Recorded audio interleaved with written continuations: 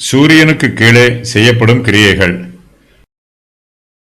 ஆகையால் இந்த ஜீவனை வெறுத்தேன். சூரியனுக்கு கீழே செய்யப்படும் கிரியை எல்லாம் எனக்கு விசனமாயிருந்தது. எல்லாம் மாயையும் மனதுக்கு சஞ்சலமுமாய் இருக்கிறது. சூரியனுக்கு கீழே நான் பட்ட பிரயாசத்தை எல்லாம் வெறுத்தேன்.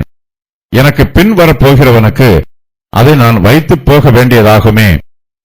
அவன் புத்திமானா இருப்பானோ மூடனா இருப்பானோ அதை யார் அறிவார்? ஆகிலும் சூரியனுக்கு கீழே நான் பிரயாசப்பட்டு ஞானமாய் சம்பாதித்த சகல வஸ்துக்களின் பேரிலும் அவன் அதிகாரியாவான்.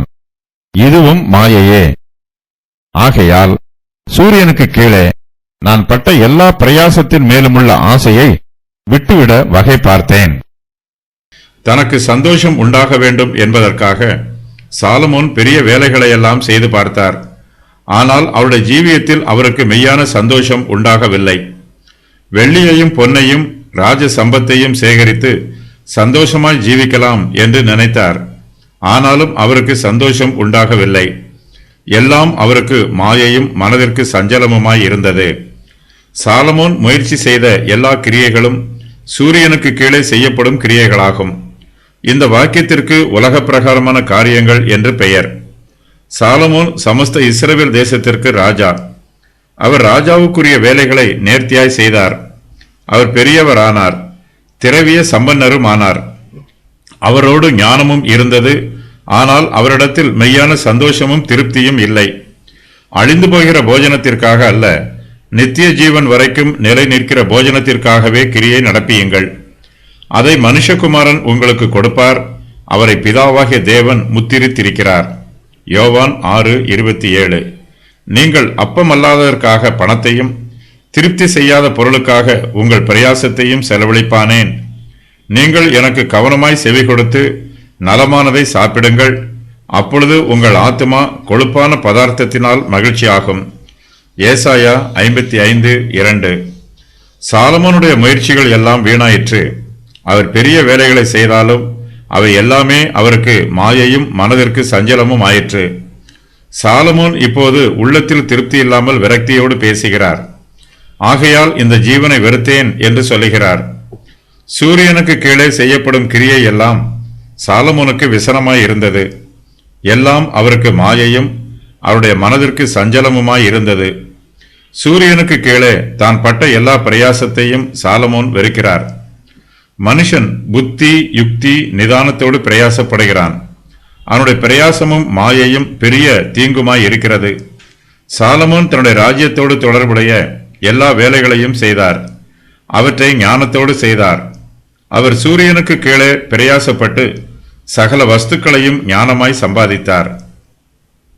இந்த பிரபஞ்சத்தின் காரியங்களில் தங்களை ஈடுபடுத்திக் கொள்ளுகிறவர்கள் அதிக பிரயாசப்பட்டு சகல வஸ்துக்களையும் சம்பாதிக்கிறார்கள்.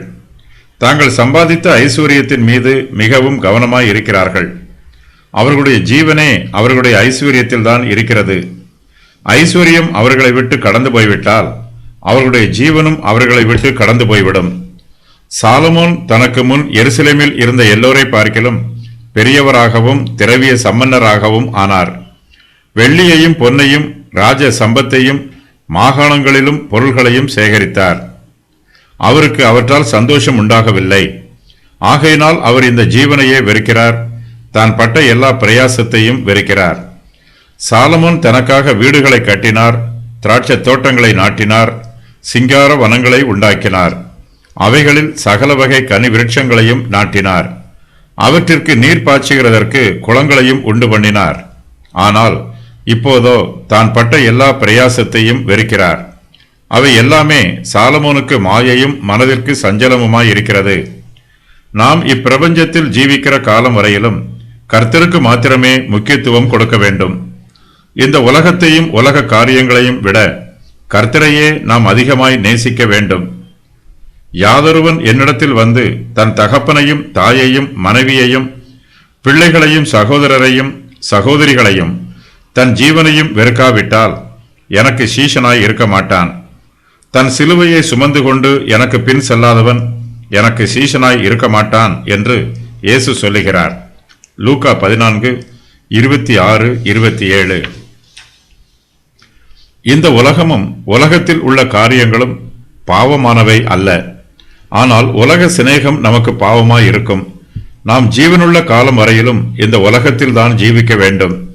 கர்த்தர் இந்த உலகத்தில் நமக்கு கொடுத்திருக்கிற ஸ்தானத்தில் நாம் கர்த்தருக்கு உண்மை உள்ளவர்களாய் இருக்க வேண்டும். கர்த்தர் நமக்கு கொடுத்திருக்கும் வேலையை உண்மையாய் செய்ய வேண்டும். கர்த்தருக்கு பயந்து ஜீவித்து அவருடைய நாமத்தை மகிமைப்படுத்த வேண்டும். உலகத்தை வெறுக்கிறேன் என்று சொல்லி கர்த்தர் நமக்கு கொடுத்திருக்கிற கடமைகளை நிறைவேற்றாமல் அவற்றை ஒதுக்கி புறக்கணித்து விடக்கூடாது. கர்த்தரை நம்பி நன்மை செய்ய வேண்டும். இந்த உலகத்தில் கர்த்தருக்காக ஜீவிக்க வேண்டும். நாம் உலகத்தின் மீது நம்பிக்கை வைக்காமல் கர்த்தர் மீது நம்பிக்கை வைக்கும்போது நமக்கு மெய்யான சந்தோஷமும் சமாதானமும் ஆத்தும திருப்தியும் உண்டாகும். கர்த்தருடைய சமூகத்தில்தான் நமக்கு நித்திய சந்தோஷம் உண்டு. ஒரு சிலர் உலக காரியங்களின் மீது ஆசை வைத்து சந்தோஷமாய் இருக்கலாம் என்று நினைக்கிறார்கள். ஐஸ்வர்யம் தங்களுக்கு சந்தோஷத்தை கொடுக்கும் என்று எதிர்பார்க்கிறார்கள். உலகமும் உலக காரியங்களும் நமக்கு கொடுக்கும் சந்தோஷம் நிறைவானதாய் இருக்காது. அது அற்ப சந்தோஷம். உலக சந்தோஷம் சீக்கிரத்தில் மறைந்து போகும்.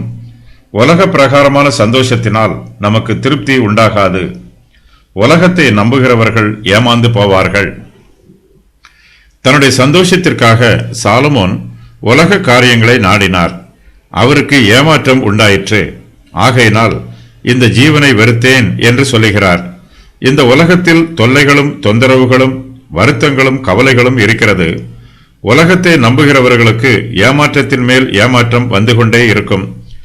சூரியனுக்கு கீழே செய்யப்படும் எல்லா கிரியைகளும் நமக்கு விசனமாய் இருக்கும். அவையெல்லாம் மாயையும் மனதிற்கு சஞ்சலமுமாய் இருக்கிறது என்று சாலமோன் சொல்லுகிறார். இந்த பிரபஞ்சத்தில் நாம் வெள்ளியையும் பொன்னையும் சம்பத்தையும் அதிகமாய் சேகரித்தாலும் நாம் மரிக்கும்போது அவற்றில் எதுவும் நம்மோடு கூட வரப்போவதில்லை. அவற்றை நம்முடைய பின் சந்ததியாருக்கு விட்டுவிட்டுத்தான் போக வேண்டும். அவன் எப்படி இருப்பான் என்பதை நம்மால் அறிய முடியாது. நம்முடைய பிரயாசத்தின் பலனை அவன் அனுபவிப்பான். அவன் புத்திமானாய் இருப்பானா அல்லது மூடனாய் இருப்பானா என்பதும் நமக்கு தெரியாது. நாம் பிரயாசப்பட்டு சகல வஸ்துக்களையும் ஞானமாய் சம்பாதித்தாலும் நமக்கு பின் வரப்போகிறவன் அதை ஞானமாய் ஆளுகை செய்வானா அல்லது மூடனாய் அவற்றை விரயம் பண்ணுவானா என்பதும் நமக்கு தெரியாது. ஆகையினால் இதுவும் மாயையாய் இருக்கிறது என்று சாலமோன் சொல்லுகிறார். சாலமோன் சூரியனுக்கு கீழே அதிகமாய் பிரயாசப்பட்டார், ஆசையாய் பிரயாசப்பட்டார். அவருடைய பிரயாசத்தினால் அவருக்கு ஒரு பிரயோஜனமும் உண்டாகவில்லை. ஆகையினால் தான் பட்ட பிரயாசத்தை எல்லாம் வெறுத்தார். தன் ஜீவனை வெறுத்தார். தான் பட்ட எல்லா பிரயாசத்தின் மேல் உள்ள ஆசையை விட்டுவிட வகை பார்த்தார். சாலமோன் வெறுத்த காரியங்கள். இந்த ஜீவனை வெறுத்தார். சூரியனுக்கு கீழ் தான் பட்ட பிரயாசத்தை எல்லாம் வெறுத்தார்.